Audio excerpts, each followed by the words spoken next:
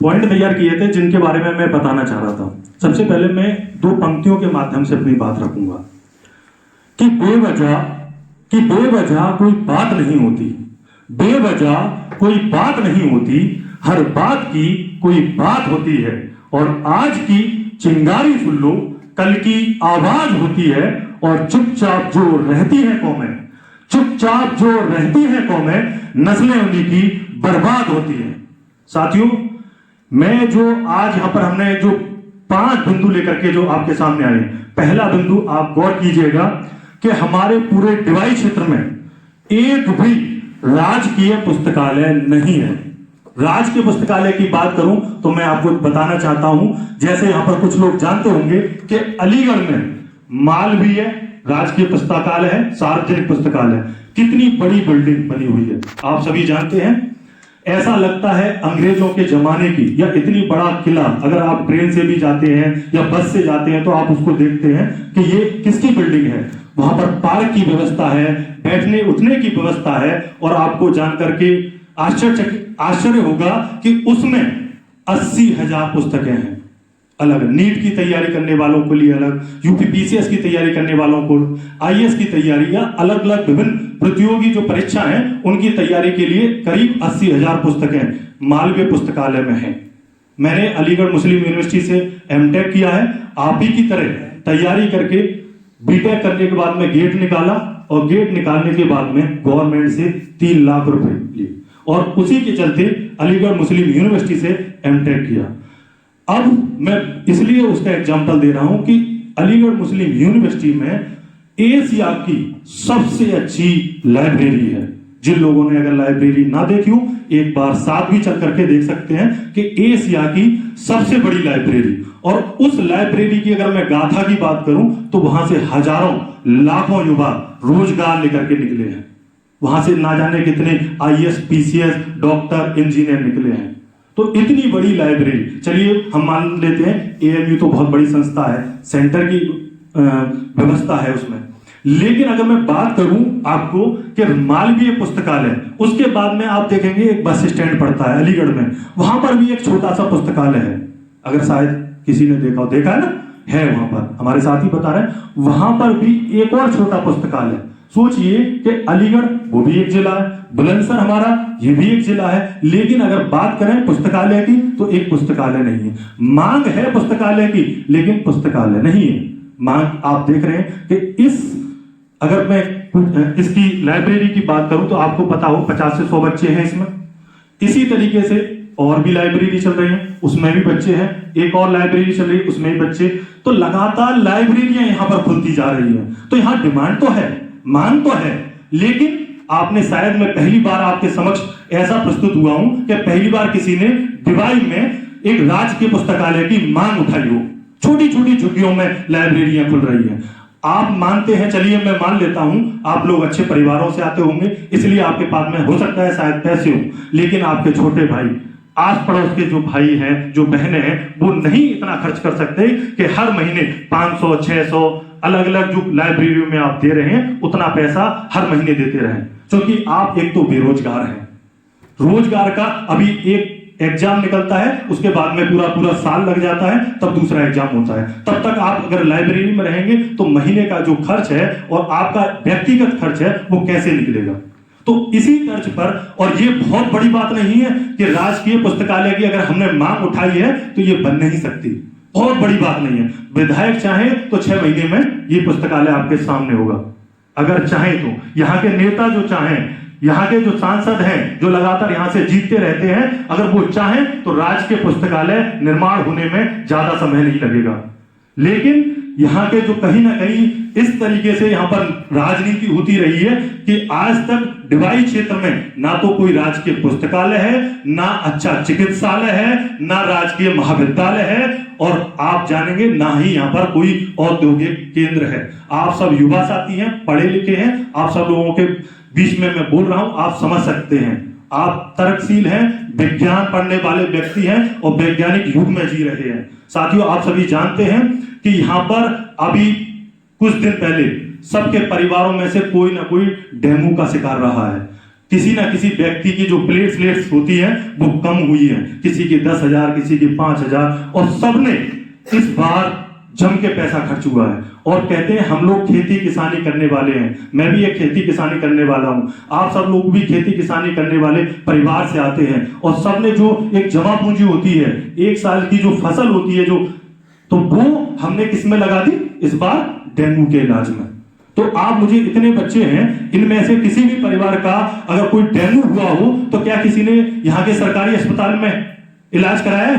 बताइए, किसी ने कराया है? किसी ने नहीं कराया, क्योंकि सबको पता है यहां पर डेंगू का इलाज नहीं होता है, ना प्लेट्स का इलाज होता है। और यहां तक कि जब एक्सीडेंट होते हैं तो आपने शायद एक वीडियो भी देखी हो कि एक्सीडेंट होने के बाद में मरीज भी तड़पता रहता है और बहुत देर बाद उसका इलाज होता है। तो यहाँ की ऐसी समस्या है। यहां पर अगर चिकित्सालय की एक और बात करूं तो आपको पता होगा कि आपके परिवार में किसी का एक्सीडेंट हो जाए या सीरियस कंडीशन हो तो उसको लेकर के अलीगढ़ या फिर बुलंदशहर, और ज्यादातर मामलों में अलीगढ़ लेकर के जाना पड़ता है। कई बार ऐसी गर्भवती महिलाएं होती हैं जिनको प्रेगनेंसी के समय पर अलीगढ़ में ले जाया जाता है। सोचिए इतनी पीड़ा में अगर वो महिला अलीगढ़ तक जाती है, और कई बार ऐसा भी हुआ है कि वो दम तोड़ देती है। मैं उसका चश्मदीद गवाह हूं। मेरे गांव में ये केस हो चुका है कि गर्भवती महिला को अलीगढ़ ले जाते समय में वैन में ही दम तोड़ दिया था। तो कितनी बड़ी पीड़ा है कि एक एक्सीडेंट हुआ, उसको यदि हम अलीगढ़ ले जा रहे हैं तो बीच में दम तोड़ देता है। कभी ये बात जो है उस सालों से होती जा रही है। हमारी आजादी को 75 साल हो गए हैं, हमने अमृत महोत्सव मना लिया है, लेकिन अच्छा चिकित्सालय हम नहीं ले पाए। सोचिए यहाँ पर अगर बात करूं जनसंख्या की तो करीब 4.5 लाख लोग इस डिवाइस क्षेत्र में, आपके डिवाइस विधानसभा क्षेत्र में रहते हैं, और 3.5 लाख मतदाता हैं। तो 4.5 लाख लोगों के बीच में एक अच्छा चिकित्सालय नहीं है, एक अच्छा आपका राजकीय पुस्तकालय नहीं है, एक अच्छा राजकीय महाविद्यालय नहीं है। आप सबको पता है ये SSD जब से एक प्राइवेट संस्था खुला है तब से हमारी ये जो बहनें हैं पढ़ने लगी हैं, नहीं तो हमारे क्षेत्र में कोई भी महिला पढ़ नहीं पाती थी। सबको पता है दिगंबर कॉलेज है, लेकिन उसमें कोई किसी के परिवार वाले भेजते नहीं थे।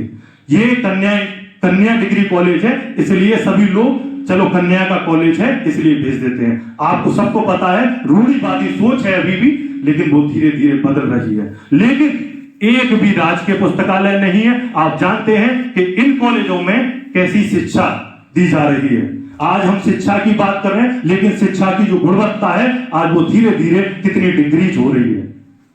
तो हम सबको जो युवा साथी हैं, जो लगातार अपने भविष्य के लिए लड़ रहे हैं, अपने भविष्य के लिए यहाँ रात और दिन मेहनत कर रहे हैं, और बात देख रहे हैं कि कोई वैकेंसी निकले और उसमें हमारा सिलेक्शन हो और हम पूरे परिवार का एक जिम्मेदारी अपने कंधों पर लें। लेकिन साथियों, जो हमारा मिशन है वो हमारा मिशन ये है कि हम इतना पढ़ने के बावजूद भी हम इस क्षेत्र में अभाव देखते हैं चीजों का। ये पूरा क्षेत्र विकास के लिए तरस रहा है, और जब विकास के लिए तरस रहा है तो हमारी नैतिक जिम्मेदारी बनती है, हम सब युवाओं की, हम सब बहनों की, जो हमारे युवा हैं, इन सब की जिम्मेदारी बनती है कि हम क्षेत्र को एक बार गौर से देखें और देखें हमारे क्षेत्र में किन किन चीजों की जो जरूरतें हैं, जो होनी चाहिए थी वो नहीं है, और इसके लिए कम से कम थोड़ा बहुत सहयोग करें, सपोर्ट करें, समर्थन दें, जिससे ये क्षेत्र में हम चाहें तो कुछ भी कर सकते हैं। जैसे स्वामी विवेकानंद कहते थे कि युवा ही देश को बदल सकता है, युवा ही व्यवस्था को परिवर्तन कर सकता है, और हमारे देश में पूरे विश्व में सबसे ज्यादा युवा है, और ये सभी युवा अगर एक साथ संयुक्त हो जाए और संयुक्त क्षमता के साथ में आगे बढ़े तो कायाकल्प कर सकता है। ये जो विश्व गुरु बनने की बात की गई थी वो ऐसे नहीं कही गई थी साथियों, एक सपना था। आप सभी लोग शायद जानते हो, डॉक्टर APJ अब्दुल कलाम ने इंडिया 2020 करके एक पुस्तक लिखी थी। उस पुस्तक में उन्होंने अपना 2020 में आने वाला भारत कैसा होगा उसके बारे में जिक्र किया था। लेकिन कितने लोग समझते हैं कि आज हमारा 2020 3 साल पीछे रह गया है, तब भी हम छोटी छोटी जो आवश्यकताएं, जो मूलभूत सुविधाएं, उनके लिए भी लड़ रहे हैं। सोचिए, वो 2010 में या 10 साल पहले या 2001 के आसपास में 20 साल वाला भारत की एक परिकल्पना कर रहे थे। उन्होंने बताया था कि हमारे पास में जो युवा शक्ति है, अगर उनके पास में एक अच्छी दृष्टि हो और साथ साथ में एक अच्छा निर्देशन मिल सके, एक उसको गाइडेड प्रोग्राम मिल सके, तो वो क्रांति ला सकता है। जैसे भारतेंदु हरिश्चंद्र ने कहा था कि हम भारतीय तो रेल के डिब्बे के समान हैं, यदि एक अच्छा इंजन मिल जाए तो बहुत दूर तक जा सकते हैं। आपको भी पता है, एक अच्छे इंजन की तलाश में है। तो साथियों, आप सबको सोचना होगा। जो मैं राजकीय पुस्तकालय की बात कर रहा हूं, तो क्या आपको लगता है, मैं पूछना चाहूंगा आपसे कि राजकीय पुस्तकालय क्या डिवाइस क्षेत्र में होना चाहिए? एक बार जोर से बताइए, डिवाइस क्षेत्र में राजकीय पुस्तकालय होना चाहिए? होना चाहिए? होना चाहिए। तो साथियों, ये जो वीडियो है वो दूर दूर तक देखी जाएगी और लगातार हम सभी लाइब्रेरी में, नुक्कड़ सभा में या गांव गांव में जाकर के राजकीय पुस्तकालय की मांग उठाएंगे। साथियों, कैसा रहेगा आपको? बहुत अच्छा। साथ में दूसरा, हमने अपने क्षेत्र में चिकित्सालय अच्छे करने हैं, इसकी मांग उठाएंगे। हम सब लोग संविधान को पढ़ने वाले हैं।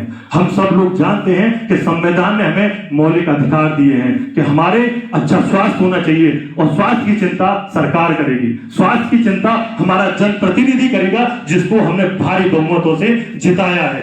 हमारे पढ़ाई लिखाई की चिंता हमारा यहाँ पर जो प्रतिनिधि है वो करेगा। हमारे रोजगार की व्यवस्था हमारा प्रतिनिधि करेगा। ये हमारे मूल अधिकार है और इन अधिकारों के लिए लड़ना पड़ेगा।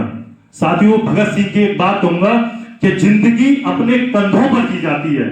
जिंदगी अपने कंधों पर जी जाती है, दूसरे कंधों पर तो जनाजा जाता है।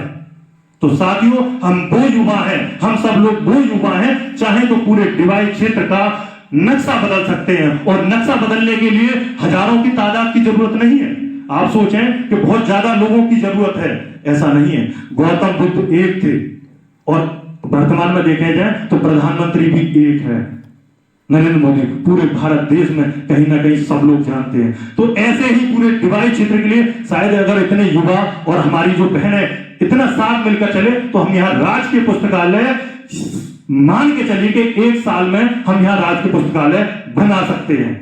अच्छे चिकित्सालय की हम मांग उठा सकते हैं, अच्छे महाविद्यालय की हम मांग उठा सकते हैं। आपको सबको बड़ा हैरानी होगी, एक भी राजकीय पुस्तकालय की तो बात छोड़ दीजिए, एक राजकीय इंटर कॉलेज नहीं है हमारे क्षेत्र में। अब आप कुबेर इंटर कॉलेज की करें तो ये भी राजकीय इंटर कॉलेज नहीं है। और यहां पर भी आपको अगर मैं एक बात से अवगत करा दूं, यहां पर भी लड़ाई चल रही है। इसकी जो जमीन है कुबेर इंटर कॉलेज की, जिन्होंने वो दान की थी, वो शिक्षा के लिए की थी, लेकिन आज उस शिक्षा के स्थान पर दुकानें कट गई हैं। आपने देखा होगा, जो पेट्रोल पंप के सामने सारी दुकानें हैं, वो कुबेर इंटर कॉलेज की जो शिक्षा की दी हुई जमीनों पर आज यहां पर व्यापार किया जा रहा है।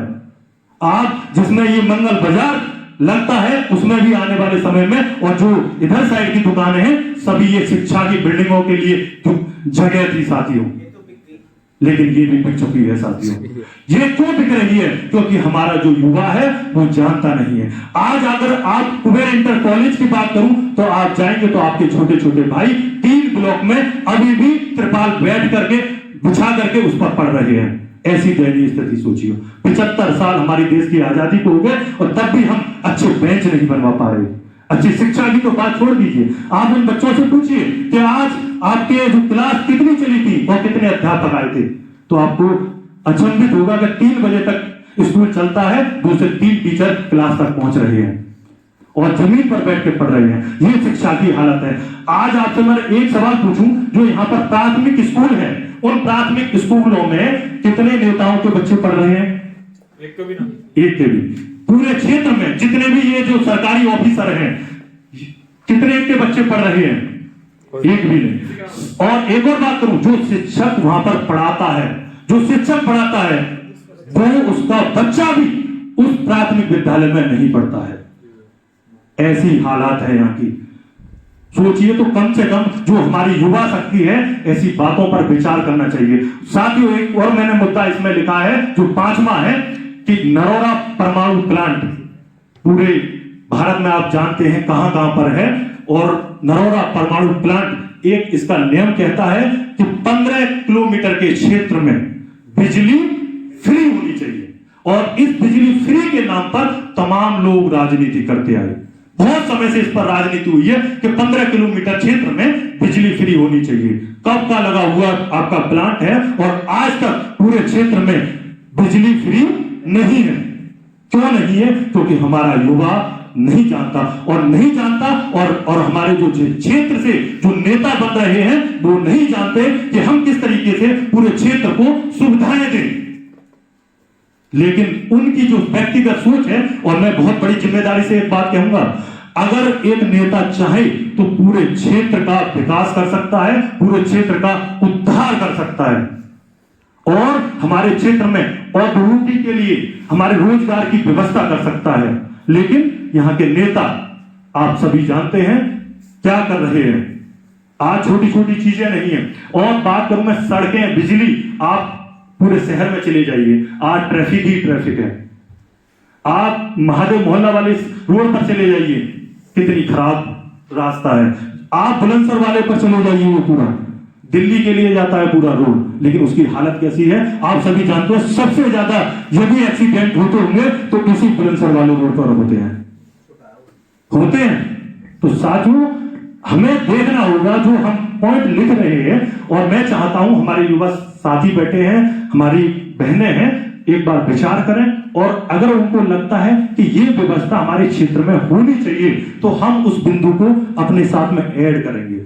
अगर कोई हमारी बहन और कोई युवा साथी हमारे साथ भी हमारी इस लड़ाई में, हम ज्यादा समय नहीं लेंगे सबका, अगर हमारा साथ देना चाहता है तो हमसे जुड़े, और क्षेत्र में और सब लोगों तक, क्योंकि हमने प्रण कर लिया है कि हम पूरी जनता को जागरूक करके रहेंगे कि जनता नेताओं से सवाल पूछे कि आपने हमारे भविष्य के लिए, हमारी पढ़ाई के लिए, हमारी कलम के लिए, हमारी किताब के लिए आपने क्या किया, हमारे स्वास्थ्य के लिए आपने क्या किया।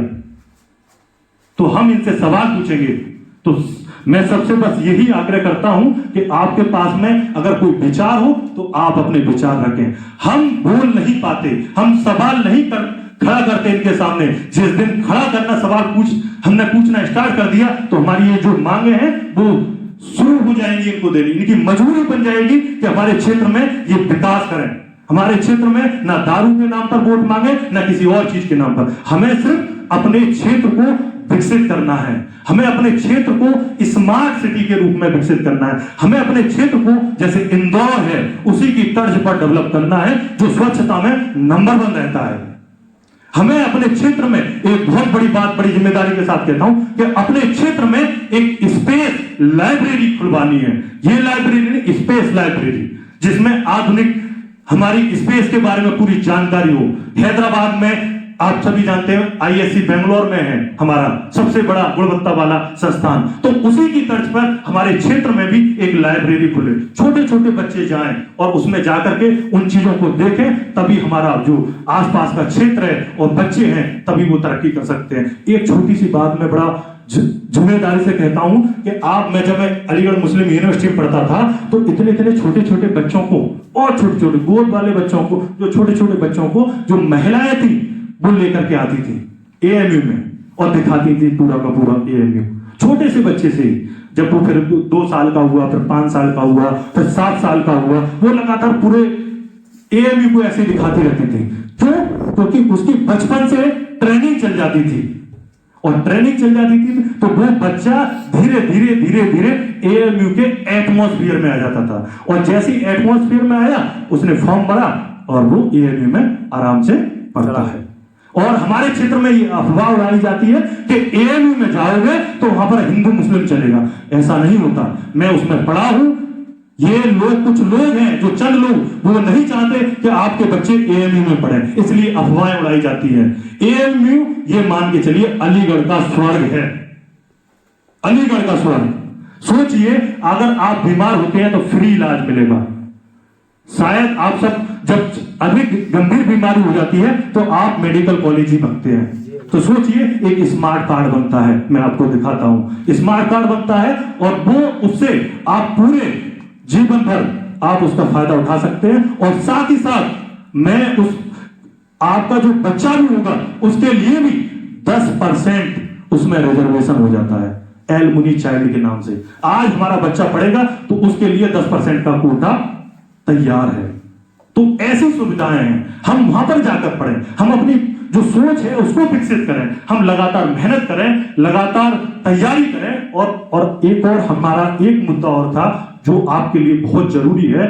हमारे पूरे क्षेत्र में एक भी स्टेडियम नहीं है, खेल का मैदान नहीं है, जहां पर हमारे युवा शक्ति हैं जो फौज में जाना चाहते हैं, पुलिस में जाना चाहते हैं, वो रनिंग कर सके, और जो क्षेत्र में जो बच्चे हैं वो तैयारी कर सकें।